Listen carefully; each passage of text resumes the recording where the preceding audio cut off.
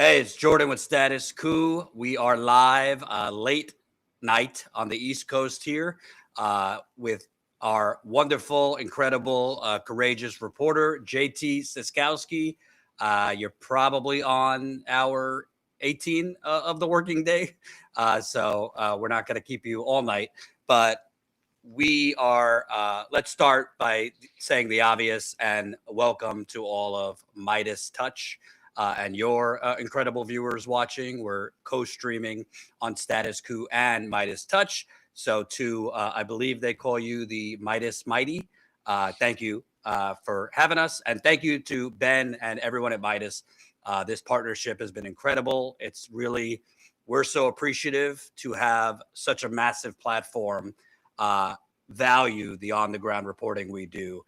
We have been on the ground. When I say we, I mean JT, John Farina, our cameraman, Tina Desiree Berg, who works with us, and several others. We've been on the ground basically for nearly a year covering President Trump's, I don't know what you call it, other than fascist federal invasion. Yeah. We've been on the ground in New York City covering ICE. We've been on the ground in D.C. covering the National Guard invasion, down at Alcatraz concentration camp. We have been in Chicago for over 2 months, Charlotte and Minneapolis, and I forget, LA, where this all started. So we have been all over this country. And to be clear, we have the resources, not of CNN. We do not have the budget of CNN, MS Now, Fox. We're basically a guerrilla journalism outfit funded by the people. So thank you to all the Midas Touch folks who have subscribed to our channel, and even more so to people who are supporting us financially, because we take $0 from what I like to call the United Corporations of America, the bloodsuckers donating to both, frankly, the Republican and Democratic Party who have purchased our politicians. So thank you to everyone who signed up. StatusCoup.com/join to support this on-the-ground reporting. Now let's get to it. JT, you called me this morning. You know, that's basically how this works. You call me what's happening on the ground. You've been in Minneapolis now. This is your third time, I think, for us. This time for a week. I don't even know. Saying we're rushing over. Another person got shot. That's all you said. So tell me for the minute you got. And by the way, just so folks are clear, I know a lot of people right now all over political media are focusing on, you know, the shooting, obviously, and the tick by tick what happened. Obviously, there's plenty of channels doing that. If you have eyes and a brain, this man was assassinated. Yeah. I mean, that's obvious. Yeah. He was pinned down by, I believe, 6 or 7 Border Patrol / ICE agents. He was legally carrying a gun, and he, to be very clear, did not confront ICE or Border Patrol agents with a gun. He was holding his phone, which is his legal right. So we're not going to get into the footage of that. We want to get into the aftermath, which honestly looks like Fallujah.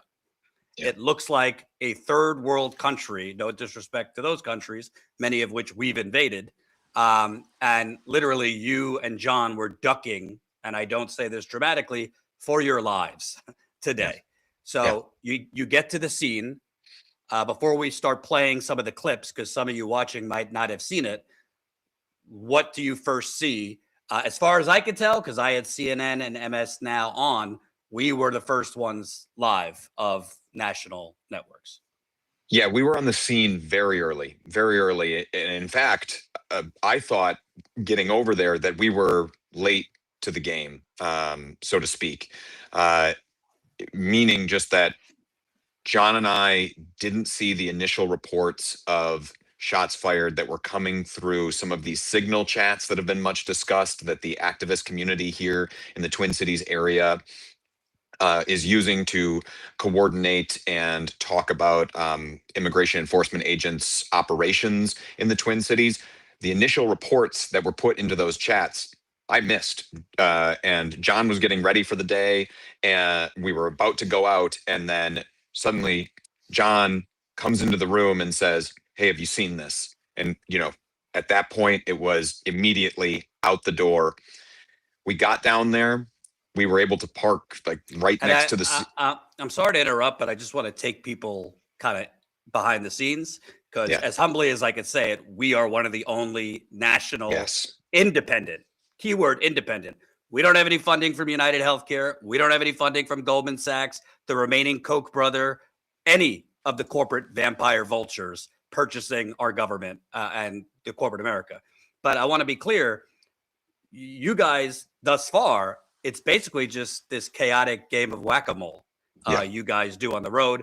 You Yep. are legally, as journalists, following Border Patrol and ICE throughout the day, and you're kind of jumping around from one chaotic situation to the next. So you guys were planning, correct me if I'm wrong, on following ICE caravans. Correct. And then you get a call, and a lot of times you don't know if it's a false tip or it could be, what this turned into. So you were planning on going on a following ICE when you got this call. Yeah. We were getting ready to head out the door for that, and then we get this tip. We get on the road. We get down to the scene. We're able to park almost right next to the scene. We hop out. We get up there.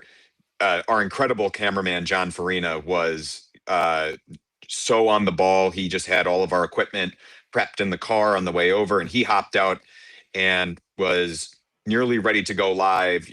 That instant, I told him to just, we're going to pump the brakes for just a second because I just wanted to talk to a few people before the cameras were rolling on the scene to find out what I could learn. We did that for a few minutes. Then there was a little bit of technical back and forth with our staff at Status Coup to get on the, to actually get on the air, start streaming. So I thought that we were so far behind the ball on what was happening here at this scene. I was chastising myself, and then came to find out later that no, we were the only ones who were live down there at the scene, at least for national press. It was just us. And when we got to the scene, what we found was an intersection that had been blocked off on all sides. And we arrived, and we were on the eastern side to start. And then we heard bangs, and I didn't know what the bangs were. And of course, when you're going down to a scene of the shooting, you assume the worst. But we start to make our way around to the north side, and that's when I started to see, it's flashbang grenades that are going off, and that just became the start of what will become hours and hours of federal agents firing endless rounds of tear gas and flashbang grenades and pepper balls and pepper spray into the crowds of these protesters who showed up to peacefully protest ICE's presence in their community. And it was just this never-ending slog of violence directed at anyone and everyone within the federal government's reach down there. There was no targeting of particular people. It was just mass pain across South Minneapolis in the several block radius all around this scene. Over the course of those several hours, we made our way, we circumnavigated basically the entire scene, and we saw the worst of the violence there on the south side of this intersection where a large group of protesters had gathered. They would walk up to some police tape. They did not cross the police tape. They would walk right up to it. They would protest, but they weren't throwing anything, I will note, until after several rounds of being tear gassed, they started to throw the tear gas canisters back at the agents. But for those first few moments, for those first few rounds, it was just people being put in the crosshairs of this federal government and continuously victimized, and including, John and myself got it, but that's part of on the ground reporting. So I want to start. We put this live stream together pretty quick. So these clips that we're going to air we don't know which order they are, but we're going to start showing you some of these clips for those of you who didn't see our live stream or didn't watch the full live stream, because honestly, it's not dramatic to say this looks like a war zone in America. No, I should call out on that point, Jordan. Our cameraman John Farina has been in a war zone. He has reported in Ukraine, and he was talking about this in war zone terms. That's what this reminded him of. Obviously, there weren't like shrapnel bombs going off. There's not bombed out buildings, but just the amount of force, the way that you are, at times running, dodging, ducking for cover for your life. I mean, that's what he said that it reminded him of, is he was taken back to his time in Ukraine. Good segue. Let's start showing some of that. Colin, whatever clip you got first.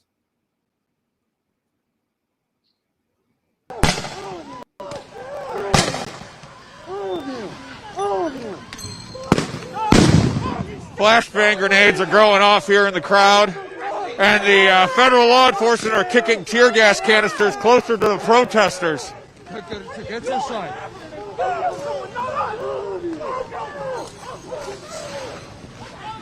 John, run right behind us. Keep coming back. John, keep coming back now.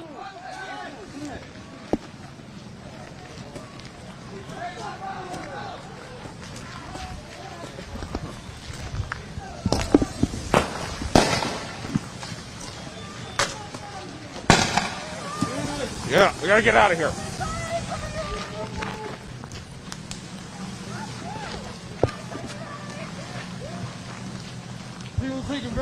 Yeah, people are taking refuge inside the building. John, more!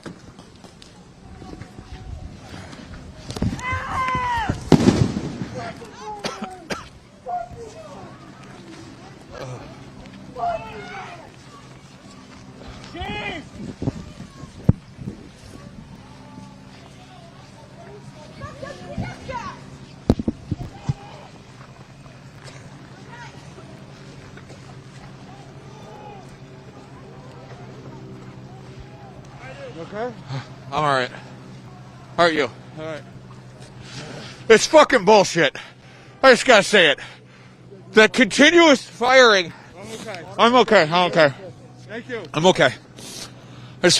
Members of the community out here offering water to everybody who's being directly affected by the tear gas that's being fired there is not being fired by the local law enforcement. It's being fired by the federal government who are standing behind that local law enforcement presence. They're moving this way. I have a lot to say, but you were there, so let's start with you. Could you kind of describe in the moment? Obviously, as a journalist, you don't ever want to be the story, but you're also a human. Can you kind of describe, because you were, we're all taught in journalism school, which, by the way, they teach you a bunch of bullshit there. Be neutral. Don't give your opinion. Well, I don't think as a journalist, you should be neutral to fascism. And it seems like you were kind of finally, you're at your breaking point because journalists and unarmed people are being attacked by the federal government. Yeah, I very much was at my breaking point because of the tactics I was seeing on display. Again, it was just the way that the federal government was going out of its way to victimize people. They had a perimeter that they had established. They had put up, that police do not cross tape at various points around this intersection near where the shooting had happened. And they had set the ground rules for people and given them places to stand. And when the people showed up to protest and stand at the edge of that perimeter, what you're seeing, happens right before that clip is all of these federal agents with police standing in front of them come walking down that street that they have established, this area where people are supposed to be allowed to stand. They are moving through there and then just tear gassing and flash banging, pushing people to their breaking point after they have already killed multiple people in this city. They're now just going into this crowd, and then the tear gas falls, so everybody backs up and they're like, okay, we won't stand there. And then it doesn't matter. They start throwing tear gas canisters behind where people are standing, so it doesn't matter. They have to run through the gas. They have to have the pain inflicted on them, ourselves included. In our rush to get down there, John had left his respirator behind, and I had left my goggles behind, which those are the two areas that tear gas agitates. It's your lungs and your eyes. So between John and I, we have to continuously support each other. And so my eyes are stinging. I can barely see. I'm blinking out all of the gas in that moment. John is trying his hardest not to breathe. And then we're finally getting, they push us down the street, around a corner, back through a parking lot before they finally can't get at us anymore, and it ends. Thankfully, there's a moment of reprieve, and that's where you see that journalistic facade just crack with me. And you can't contain yourself, nor should you. I mean, that's what you're seeing is just rampant fascism. They came down there and they shot someone after they had already killed someone. They killed someone. They escalated the pressure on the city, and then it came out with and it led to what? It led to another execution of a citizen of the United States by their own government. And then their only response that is further escalation, is further pressure on people. I mean, what else can you say aside from this is bullshit? This is bullshit. This is your tax dollars at work. It's not coming back to you in the form of healthcare. It's not coming back to you in the form of education. It's coming back to you in tear gas and in bullets. And by the way, for those of you old enough, probably not old enough, but who know history, the United States media didn't really report at all, really, on what was going on in Germany. And what they did report, it was minimized. So it is our job not to sit here and tell you the Department of Homeland Security says this man came at Border Patrol agents with a gun, when 5 different video angles show you he was holding a phone. Our job as journalists should be to scream, this is lawlessness. This is fascism. They are shooting at unarmed people. And I had this experience now a decade ago at Standing Rock. This is reminding me a lot of what I reported at Standing Rock. In that case, you had basically police working on behalf of an oil company to literally pour water cannons of freezing water at Native Americans banging on drums and singing, trying to save their water from an oil pipeline being rammed through Native American land. I saw, by the way, when you hear the media describe these less lethal projectiles, I literally saw a man nearly have his scalp ripped off at Standing Rock by a less lethal rubber bullet because it was shot point blank in his head. You could die from these less lethals that they're shooting if you are hit at point blank range. If a flashbang grenade hits you at point blank range, you could be paralyzed or die. That's a fact. So the media is, it's just, this is not a both sides situation. This is lawless fascism. It doesn't matter if you're a Democrat, a Republican, if you're an alien, if you're politically agnostic. They are shooting at unarmed people and journalists. I also want to share, JT, and I want you to tell the audience, and by the way, I am not beyond begging the people. We will not beg corporations or donors to fund us, but we take zero corporate dollars.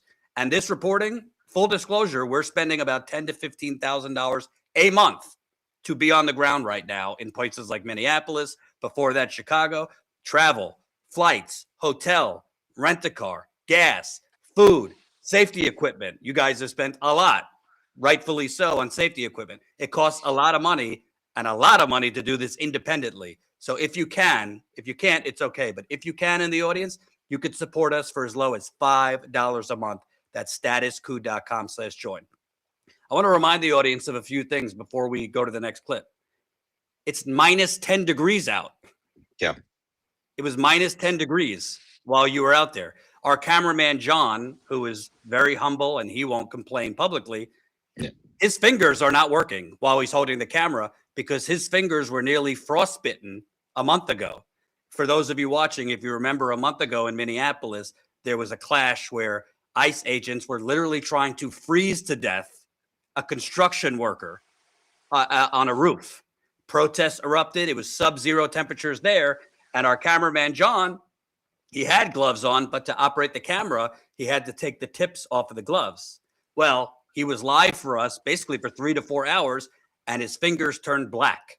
And he had to go to the emergency room for a short period. We didn't know if he was going to have to get a finger taken off. It was that bad. And it's taking a long time to heal, and he's in a lot of pain, but he's still holding that camera, even though his fingers are killing him. And JT, could you kind of describe, obviously there's worse things than cold weather, but it's minus 10 degrees. So with the wind chill, it feels like about minus 25. On top of that, I've inhaled tear gas. It's kind of hard to speak when you're inhaling tear gas. So all this is happening. Can you kind of describe, like, how are you able to do this in the frigid cold with tear gas and tell people what's going on? Well, you're barely able to, right? You're barely able to function. There was even one moment, and I'm not sure if it came across on the stream. I tried to talk about it a little bit, but where my own hand that was gripping the microphone that I was talking into that whole time, you're as I'm dodging tear gas canisters and flashbang grenades going off, I'm just gripping this microphone for dear life. I'm not thinking about my hands until I realize at one point, like, oh, I actually can't feel my hand anymore. And I know that John had told me that that's how the frostbite set in for him. Is it wasn't pain. It was just I lost feeling, and because I lost feeling, I didn't know what was happening to me. And so I recognized that because John had been through it, and John luckily had these fancy electric heated gloves. We traded gloves, and somebody else, another journalist, got me a hand warmer activated to get in the glove and actually heat it up in that moment in the midst of everything going on. Like they were disregarding their own safety to no longer pay attention to the tear gas canisters that are flying through the air in order to get me that just to get me that relief. And luckily we were able to then last for several more hours out there like that. But yeah, it adds a whole level of danger. And on top of that, anybody who is familiar with a cold weather climate knows that you don't want to be too cold, certainly, but you also don't want to be too hot, because you start to sweat, and then that sweat will actually freeze and make you make your whole body go cold, and regardless of how many layers you're wearing. And when you're dodging tear gas canisters and sprinting down the street carrying a whole bunch of AV equipment, that was also something that we had to be cognizant of we need to exert ourselves to be in the safe places, but not so much that then we're freezing ourselves. Right. Colin, let's play the next clip.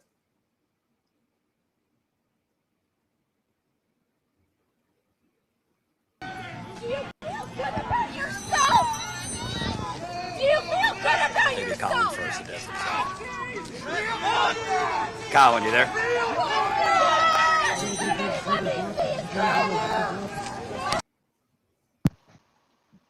Do you not see the clip I was playing? I was able to see it on my end. It just is playing out as frames rather than, or for me, it's playing out just as frames rather than like the full video. But hopefully you guys are able to see it more clearly on your end. Yeah, I No, I think didn't chat see it. seats are fine. Hold Okay. on.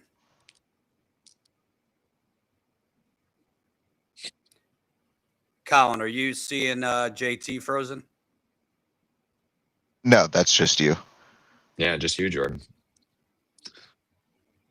You're seeing me frozen? No, you're fine. Yeah, you're Everything's fine on our end. So anything wrong is on your end.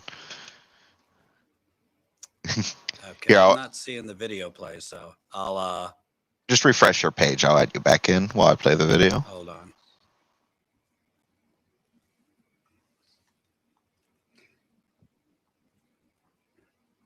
Hold on, folks. We don't quite have the staff of Midas touch, so let me, we'll keep talking, and hopefully he can load up the videos. I want to also These address, authorities here in the it's riot kinda gear are hard, actually U.S. JT, to Customs know and Border who's Protection. firing at you. You don't So know not who's local Border Patrol, authorities you don't at all. know This who's is ICE, federal you don't know who's authorities still. DHS police, and you don't know exactly what they're firing at any one point. More tear Can you gas kind of being thrown in this describe both crowd. today and in other instances you've covered, what exactly are they firing at people, and what's going through your mind? Do you know every time what they're launching, and what are some of the symptoms you and others are experiencing? I Can you think repeat? Jordan was talking through that. Jordan, I said I was going to play the clip and to refresh your page. He might not be able to hear us. No, I don't think so. I think we're losing the boss.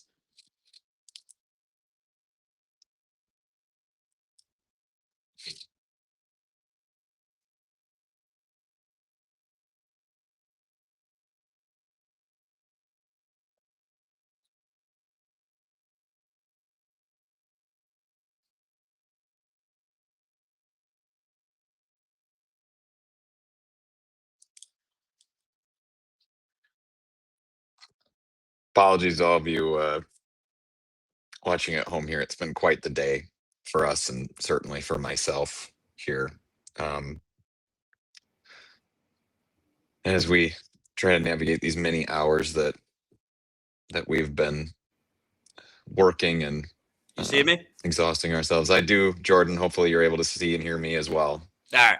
Back online. All right. There we go. Colin, let's play the next clip. See there, the agents moved up to the line in response to protesters putting like barricades up. Now you see them spraying pepper spray, firing more of that, more chemical irritants into the crowd, throwing out tear gas. John and I are edging back away from it. John, at your feet.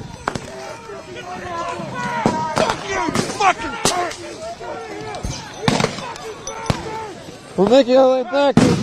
Agents are now down the road behind us too.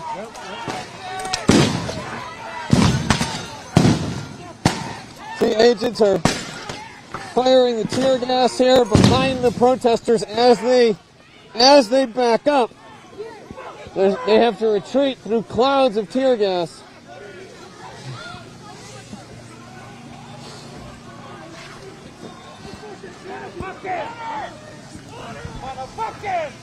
You see here protesters trying to lob the tear gas canisters back a little ways. Mercifully, the wind is blowing some of the tear gas away from us for the most part right now. Hey. Sorry to see you, audience. Thank you. What the fuck, dude? Protesters they're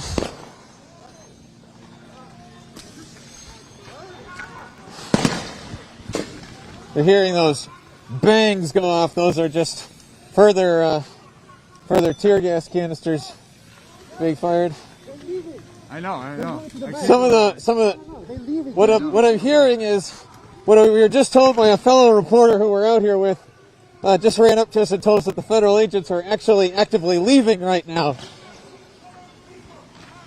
And so what we might be seeing here is literally a smokescreen or a use of force just to cover their withdrawal.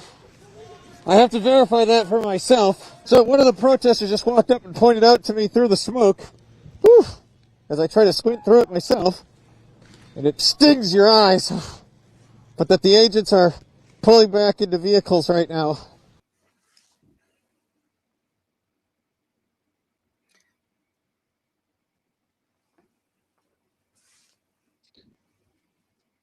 Jordan, were you able to see that the clip stopped playing there?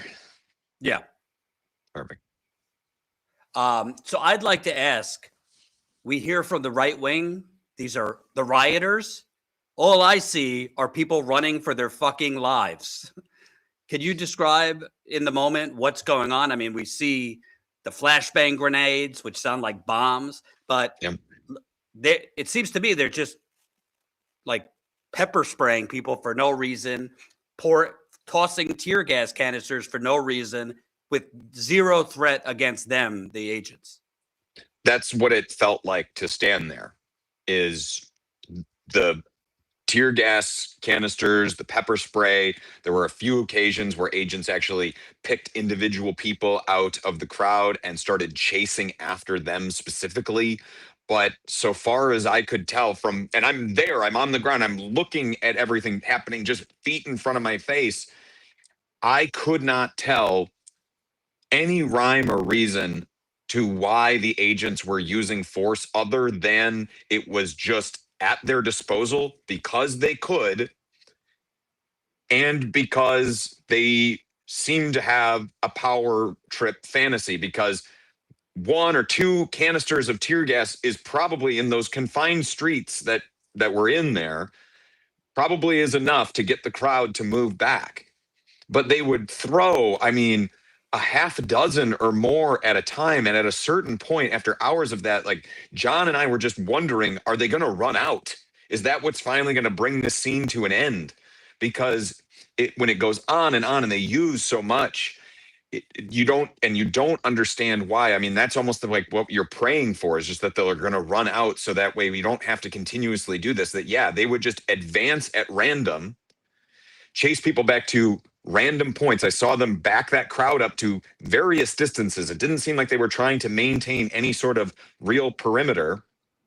They would just chase everybody back to a certain, to a arbitrary point in the street, and then they would retreat. It's almost like it was some fucking game to them.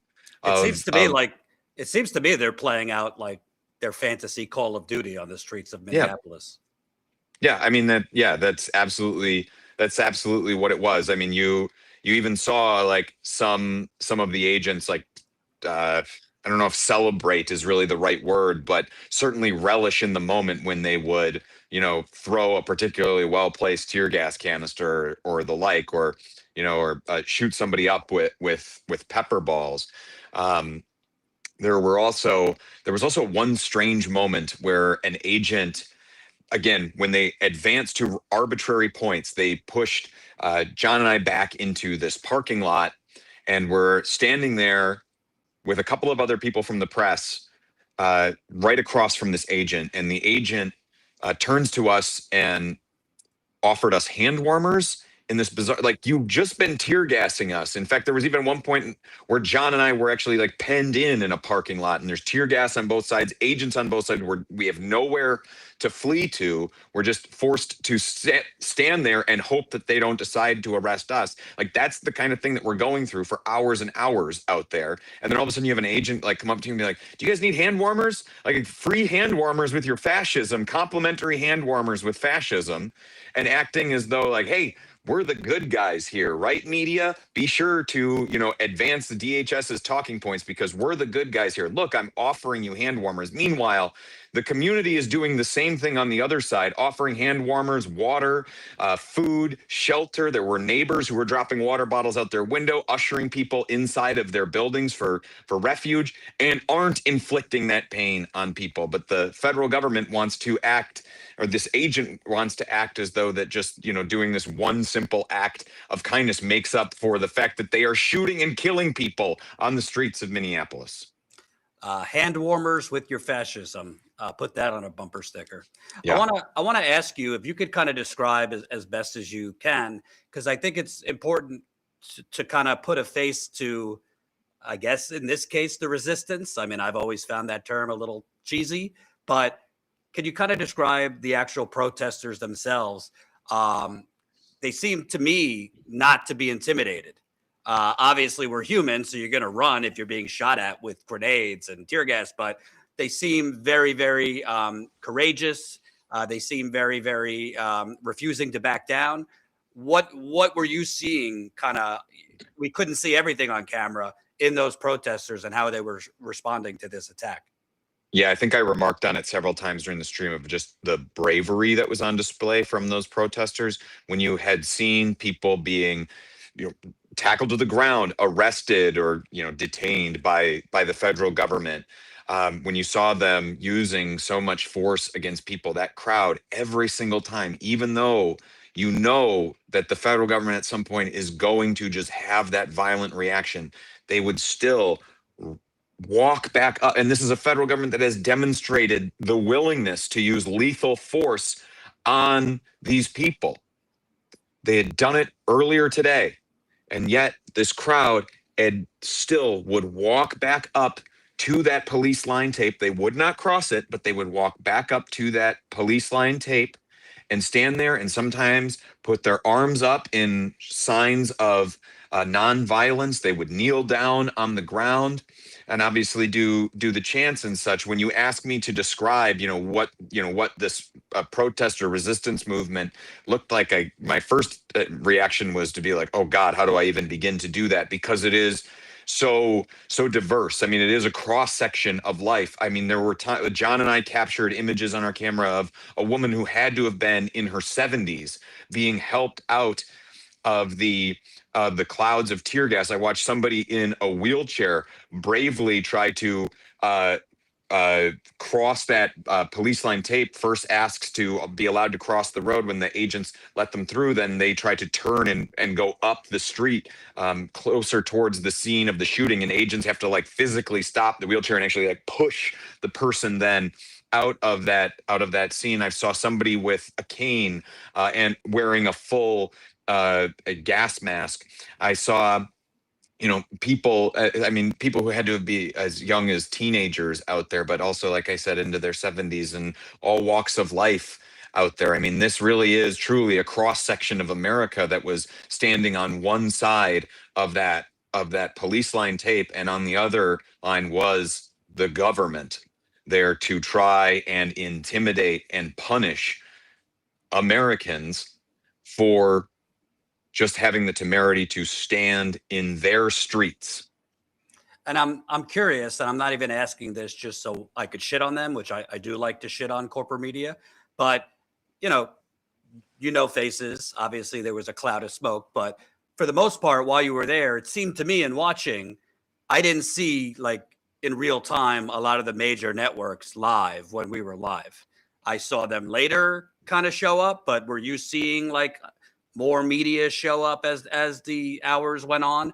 Because we were live before the major networks, but when I've been on the ground, and I know when you've been on the ground, it's very disappointing often because we see when the networks are there, they're typically further back. Let's put it that way.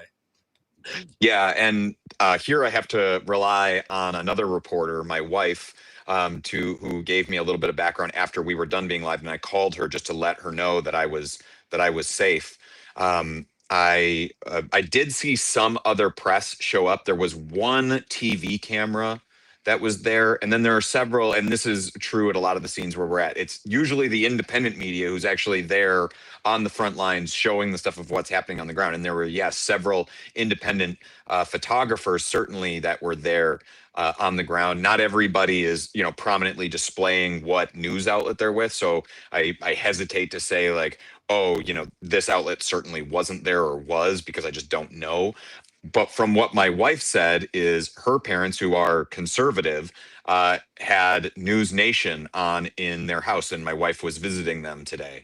And so apparently that News Nation crew was near where John and I were, because my wife had our stream up in addition to News Nation being on the TV, and she would watch the same scenes play out in both places. But after it turned, after some of that tear gas had been deployed, then yes, the News Nation camera moved apparently far down the street and is showing things from quite the distance where you can't make out exactly what's happening. Whereas our coverage, I mean, John and I stayed there in the thick of the action until all the authorities had left the scene. And then we stayed on the scene afterwards to also show the celebration and the grieving among the protesters.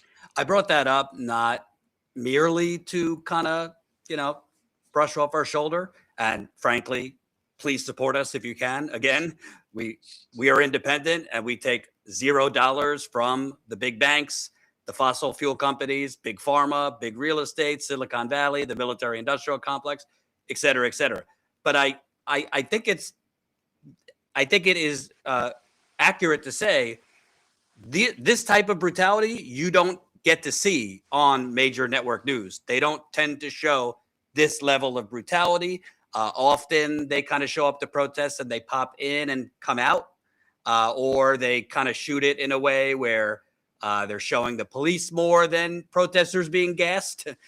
So I think it's super important to have independent media out there, because we are showing in full brutality and full fascism what is going on. Let's play the next clip you have, Colin.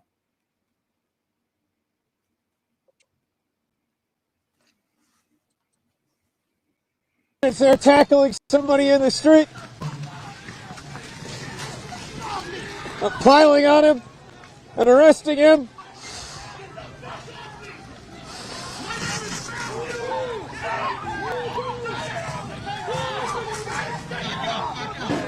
Agents telling press to back You're up. seeing and hearing me? The man is trying to scream out his name. I'm seeing the clip.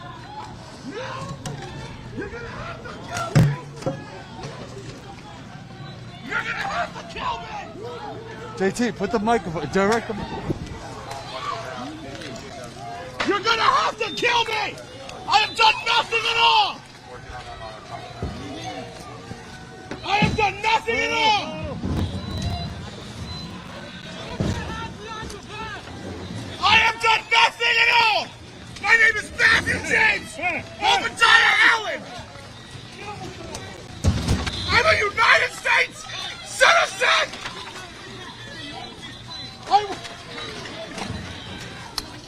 If you kill me on the street!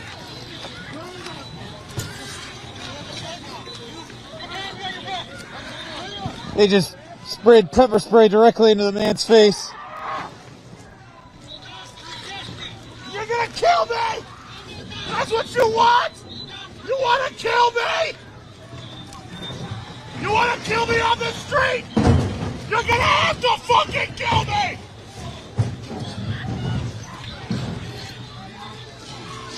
I have done nothing wrong! I have done nothing! Ah! Ah! I have done nothing wrong!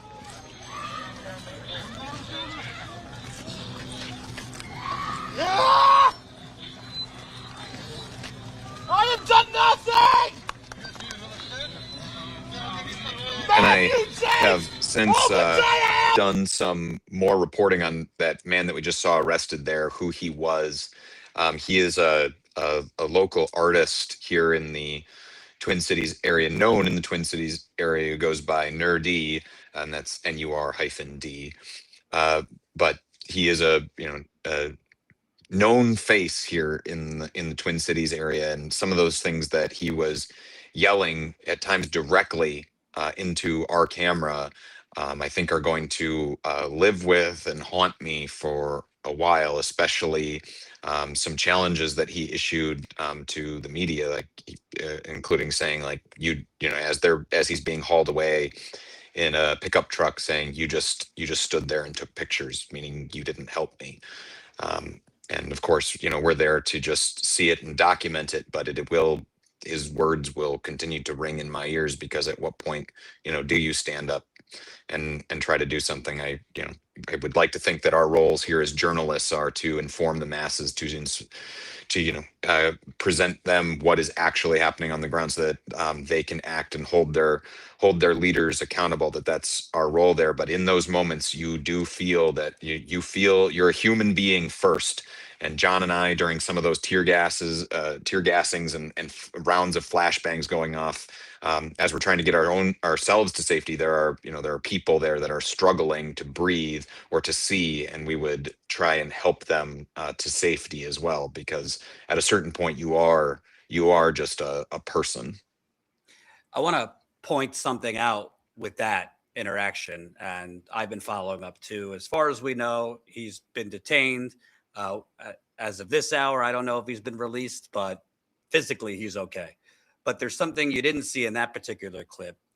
You will see it in the full video, which we posted before we went live. So go check out under our video tab. He was begging for an ambulance. He was saying, "I can't breathe." You remember Eric Garner many years ago. They say the pain is the point with the Trump administration, his Gestapo. Remember with Renee Good, they refused a doctor on the scene. They refused that doctor to go check on her.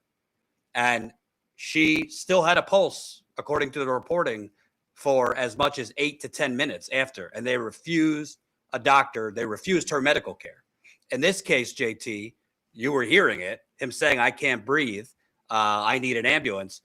Were you seeing any of the agents there rushing to get him medical relief? No, I did hear some of the agents say, after he had asked for an ambulance, I don't know how many times, many times, finally, I did hear one of the agents say, "We're going to get you that."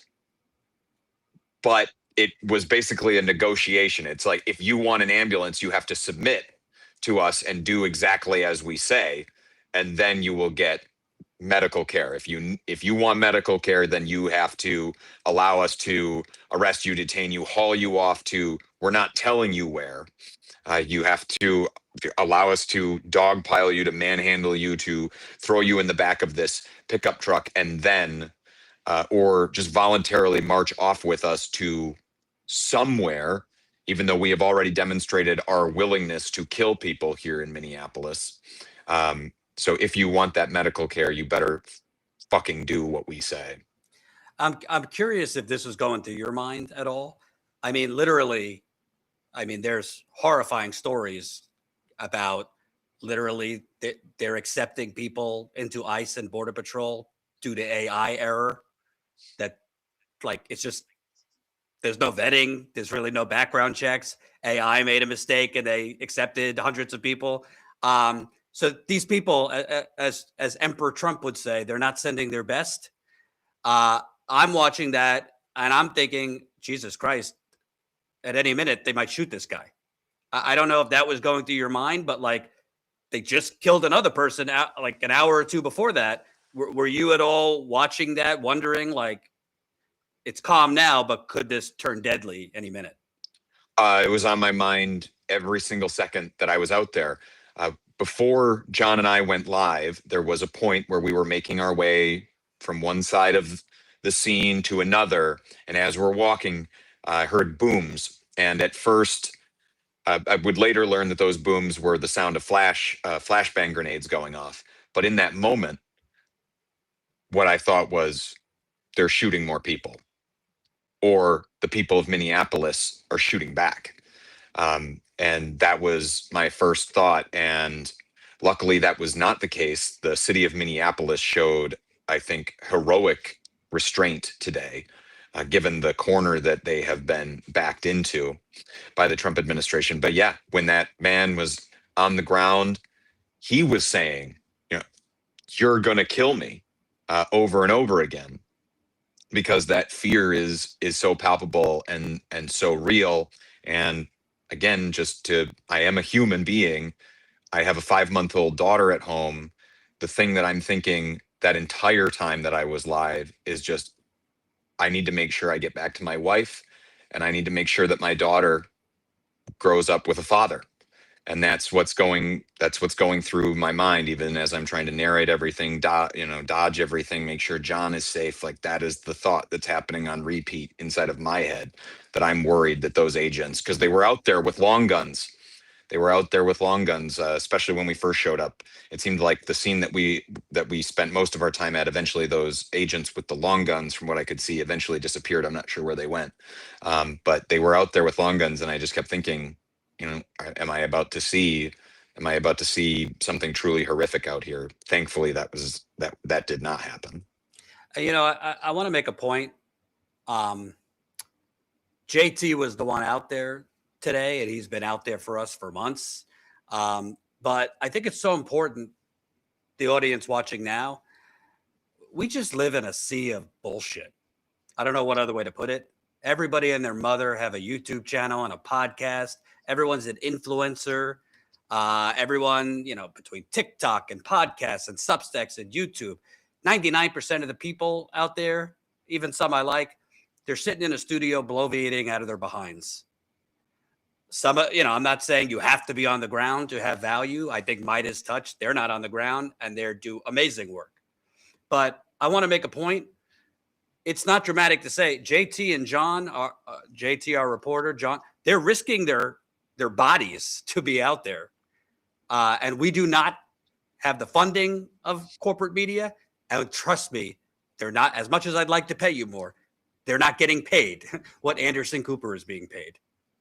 So when we ask you to support us financially, it's not so we could like go to the casino or have a nice dinner. It's literally to pay to keep the lights on. It's literally to pay for the flight to Minneapolis, for the rent-a-car, for the hotels. I mean, we've been in Minneapolis now for over a month, every night at hotels, and not super nice ones. We're asking you to support us to help us do living, breathing justice journalism. And I call it justice journalism because we're not here to stand like this, like neutral robots. If you are neutral to fascism, you are a accomplice to that fascism. If you are going to say, well, this side says this and this side says this, we're neutral, you fucking figure it out. No. That's part of why we got Trump. Because corporate media literally in a decade ago showed his empty podium for 45 minutes at a time. They gave him billions of dollars of free airtime. And I'm not even going to get started with the Democratic Party. I know a lot of the Midas audience supports Democrats. You could do whatever you want. I'm here to tell you, in my opinion, at Status Coup, our channel, there's no red team. There's no blue team. The only color that matters in this country is green. Is Trump worse than the Democrats? Absolutely. Let's not paint a false equivalence. But the Democrats, in many ways, have enabled this fascism.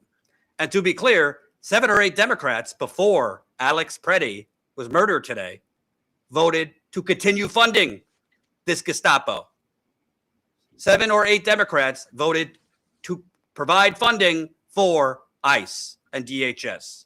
So I'm not saying they are the equivalent of Trump, but we're not going to lie to you and say, in Democrats we trust, they'll bring it to the promised land. Democrats are part of why we got this. JT, sorry I got on my soapbox, but I want to make the point, and maybe you, since you were there, could ask as well, why is it important to fund independent media? If people want to fund us, please do. But even if it's not us, why is it so important to fund independent media so we could show this?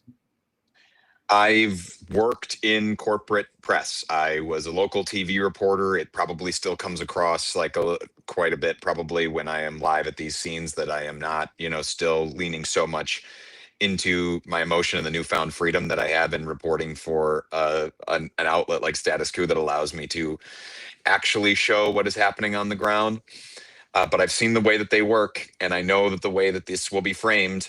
And it didn't surprise me when my wife told me how News Nation was framing it in conjunction to, in comparison to what we were showing live. They were trying to already spin the victim, Alex Pretti, before we even knew his name, trying to spin that this was a criminal, essentially just taking the government's line and running with it, or acting like this is in some way a legitimate source of information, even though they have demonstrated the ability to and the willingness to lie repeatedly about these situations. Because unfortunately, this is not the first person that these government agents have shot and killed. But what the corporate press is going to do is they are going to say, well, on one side, we have these protesters who seem pretty angry. And on the other hand, we have, here's what the lies the federal government are saying. I don't know, you figure it out. And they're gonna leave all of the actual journalism, the fact finding, the truth telling, to someone else, not them, because that's a hard job.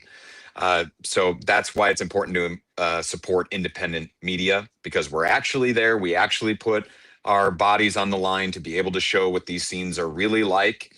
We're not constrained by corporate presses, advertiser constrained newscasts or newspapers where they only have a certain number of column inches that they need to fit around the ads for toothpaste and whatever.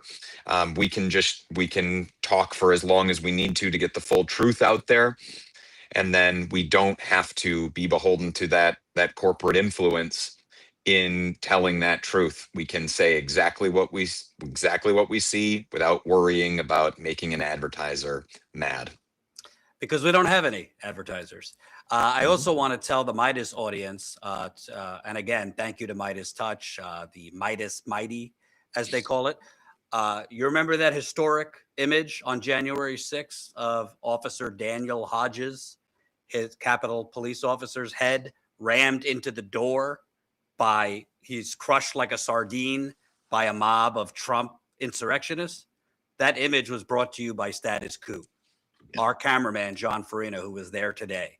So this is not our first rodeo. Again, if you came to this late, we didn't start in Minneapolis. We've been on the ground covering the ICE invasion, the violent federal invasion In LA, we were there for weeks when Trump sent in ICE Border Patrol. Our reporter there, Tina Desiree Berg, got shot in the leg with a rubber bullet. Fortunately, it didn't hit her skin because she was wearing Kevlar. We were on the ground in New York City at the federal courthouse as they were attacking immigrants, politicians. We've been there. We were on the ground. When I say we, JT and John were on the ground for over 2 months. Over 2 months. He's got a newborn child, and he was on the ground on and off for 2 months in Chicago to show you that violent fascism at the Broadview Detention Center. We were on the ground down at Alligator Alcatraz, one of the few outlets that were down there. We went there twice. We were on the ground in Charlotte, where Border Patrol came up to our cameraman's car and threatened to arrest him for the crime of filming them. And now Minneapolis. So again, support us if you can. JT, I know it's been a long night. I'm going to play one more clip and then let you go because you deserve 20 whiskeys, frankly. Colin, if we could play one more clip.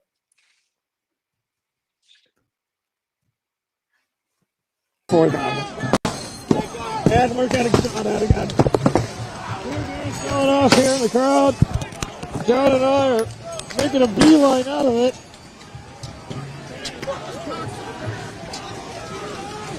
Wasn't clear to me what led up to that. Nothing. Yeah, it seemed like the law enforcement and the protesters are just content standing there, and then all of a sudden, law enforcement starts throwing tear gas. Keep going.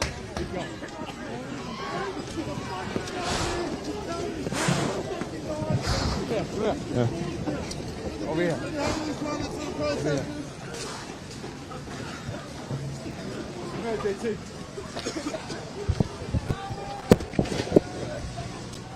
Trying to safely make our way out of that cloud of tear gas.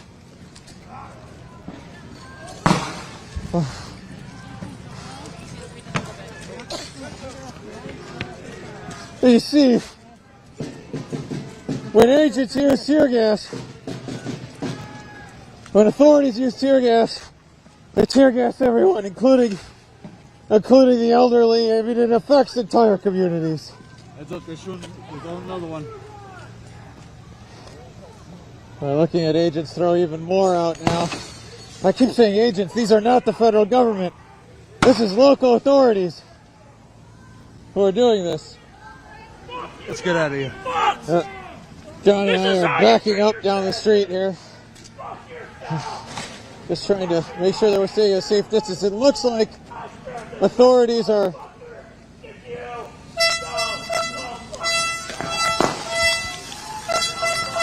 the tear gas canister rolled just behind John.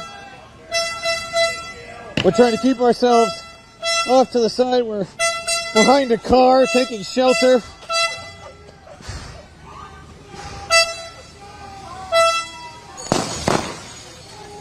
There's more tear gas is being thrown behind where we're standing right now, so we're going to try and move and get beyond it before it builds up and traps us in the middle of it.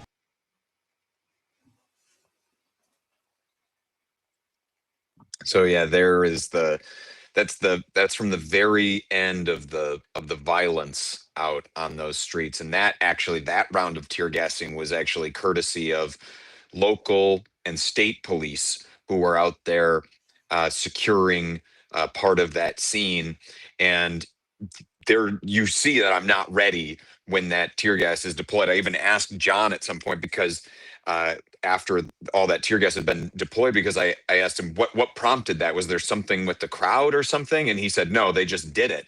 And it seemed to be to just cover their withdrawal, that they just pop all these chemical munitions. This is the local people, the local leaders are sponsoring this. Governor Tim Walz and Mayor Jacob Frey, it's their police forces that are doing this, even as they're saying, ICE, get the fuck out of Minnesota, and calling, for some relief for their population to stop terrorizing them. It's their police forces that are deploying all of that tear gas. It seemed like to be a smokescreen so that they could leave, though it's not clear to me why that is a necessary tactic when they could just drive away. I can't begin to wrap my mind around it. But then, yeah, that's that scene where you see a woman who had to have been at least in her 60s, if not her 70s, being helped out of the smoke there by people. And that's one of those images from today that I think will probably never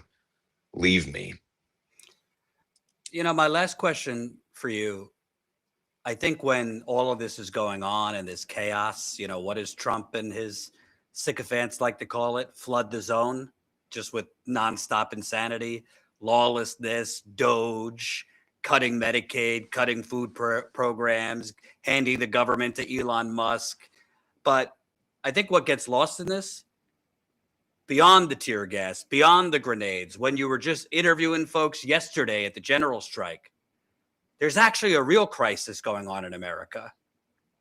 Can you kind of talk about what you've been hearing from folks in Minneapolis, Chicago?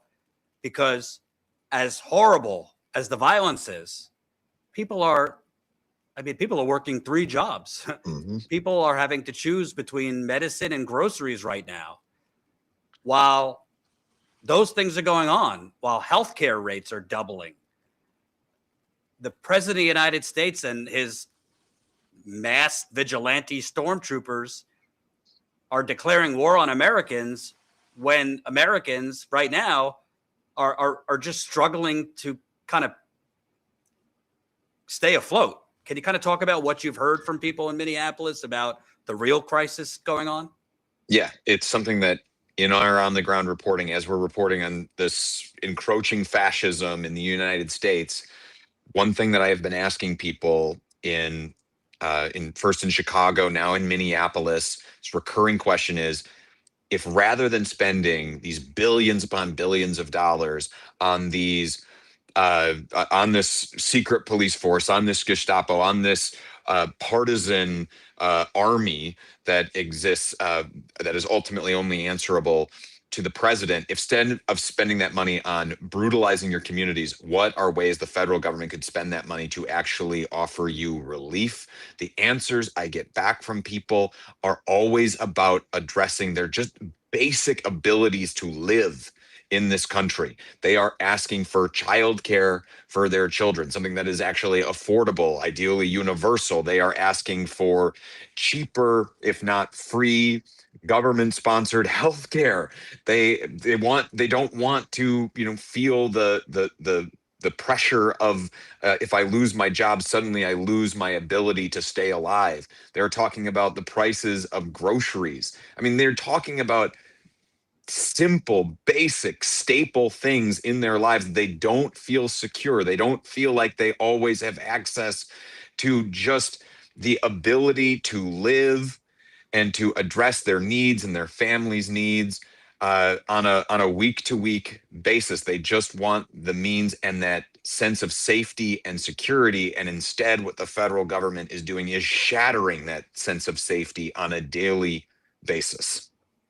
And I will add a great way to change the subject, if you were the president of the United States, from the fact that you were best friends with a global sex predator who had a global child sex trafficking ring, and that documents reveal you either were directly involved with that sex child trafficking ring or at the very least knew about it and looked the other way.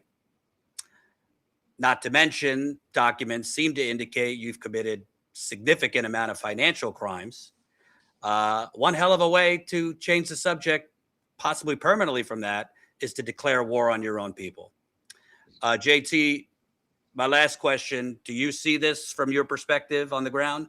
Do you see this fizzling out anytime soon? Or do you think the people of Minneapolis are ready for the long haul here to protest until, as they call it, get the fuck out?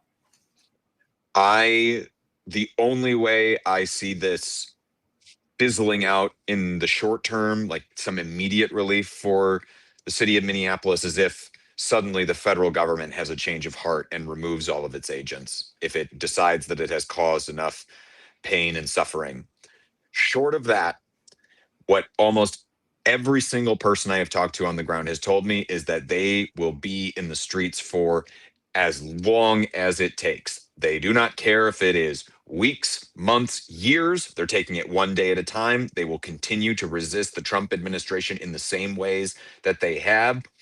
And I will also note that some of them have expressed this feeling of being backed into a corner, that they want to see even more action from their leaders, more real leadership, the ability to take the pain to the administration. We saw the one-day general strike and the tens of thousands of people it turned out, grinding the economy of Minnesota to a crawl, if not a halt, on Friday.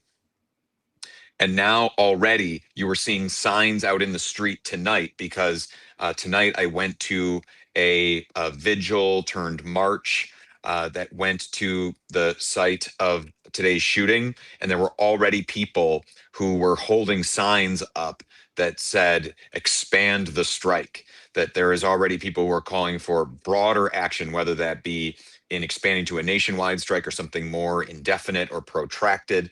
They want to see more action be taken to try and bring this administration to heel by any means necessary. I want to thank you, JT. Frankly, Status Coup has existed now for 8 years, and for most of it, I've basically been it. And it took me a while to find somebody like you to kind of be my co-pilot. But everybody should be grateful to not just you, but also, he's not on right now, our cameraman, John Farina, deserves multiple awards. Yeah. He got that footage on January 6th. He has gotten incredible footage in a war zone in Ukraine. He is the first one to run into the burning building, not run out. And he is not somebody who likes to come on camera and get the spotlight, but he is responsible for this footage being on camera. As much as JT is responsible for relaying what exactly is going on. Without John Farina, none of this exists. And I thank you, JT, because I know from doing this, it's not just physically exhausting, it is mentally and spiritually draining to do this work. And it's work. We're not just sitting here pontificating our opinions, even though we love certain channels like Midas Touch, you do that. We're out there in the streets, and this is not, you would agree, JT, our on the ground reporting 9 times out of 10 is not the one that goes viral. It's not what YouTube recommends. No. But I hope people seeing you today and us tonight and maybe just being introduced to Status Coup for the first time, if you can't support us financially, that's okay. Subscribe, share, word of mouth matters. But at the very least, I really think it's important to spread the word of what's actually going on the ground. And like you said, it's not, well, the Department of Homeland says this, and protesters, I don't know, they seem kind of rowdy. We're going to be neutral. You figure it out. No, you can't be neutral to fascism. So thank you so much, JT. Any parting words for the audience? I'll just reiterate your praise for John Farina. He is the one who keeps me so safe out there. If you listen closely on our live streams, when the situation turns hairy like that, you might be able to faintly hear him in the background barking orders to me to make sure that I am standing in the right spot, or, he's just keeping me safe because I am so focused on what's happening around me and describing it for the audience. So I'm grateful to him. I'm grateful to our entire team here at Status Coup, you, Jordan, for giving me this opportunity, and to all of our producers who, work insanely long hours as well to be able to turn around all the content that we produce and get all of these stories out there. And also big thanks to our Midas Touch partners as well. They are partners in the reporting that we are doing on the ground. We would not be able to reach the number of people that we do because the algorithms do not reward the kind of journalism that we do. It's through the partnership at Midas Touch that we are able to tap into such a big audience at that. So huge thanks to them as well. And grateful to the audience for tuning in. And I've seen some of the comments expressing so much concern for John and I thank you for being people and for watching and tuning into us and making us your source of news. I promise not to let you down. Most important question I forgot. Did you miss the cutoff? Is the hotel bar still open? I did. I think I did miss the cutoff. If we've gone for longer than an hour, I think I missed the cutoff. But I did tell John Farina to order me a double. So that is waiting for me. I think he's probably watching the stream downstairs, and he's probably got the drink in his hand. And as soon as we get off here, I am going to breathe a huge sigh of relief, drink that, and have a shower and feel like a new man. All right. Thanks, Ben. And Yeah, to thank you, the audience, thank you again for watching. Thank you to the mighty, the Midas Mighty, as they call them, and to Ben and everyone at Midas Touch. It's been a real game changer to be able to broadcast on your channel, for you guys to, as they say, signal boost our on-the-ground reporting. You didn't have to do that. There was really very little in it for you. I think in a sea of bullshit artists, which is kind of digital media, you guys are genuine ones, and you value this on the ground justice journalism. So we thank you. We look forward to this partnership kind of evolving. And to everyone in the audience, thank you. We're remaining in Minneapolis. We're going to probably swap in a few different people so JT and John can get a break. But we'll be staying on the ground in Minneapolis. Definitely subscribe if you haven't subscribed. Support us financially if you can. StatusCoup.com/join. You could support us for as low as $5 a month. That's 16 cents a day. 16 cents a day. You could also sign up for our Substack, which you could sign up. There are free options. Our Substack is good because we send out an email when we're live. So you'll get a notification through Substack when we go live on the ground in Minneapolis and elsewhere. We're on Instagram and Twitter and Blue Sky and wherever else I forgot. But most importantly, thank you guys for watching. Thank you, Colin, editing and producing. He's been working literally since 9 a.m. today. So he's been going all day with us. Michelle, everybody. Thank you. And everybody have a good night.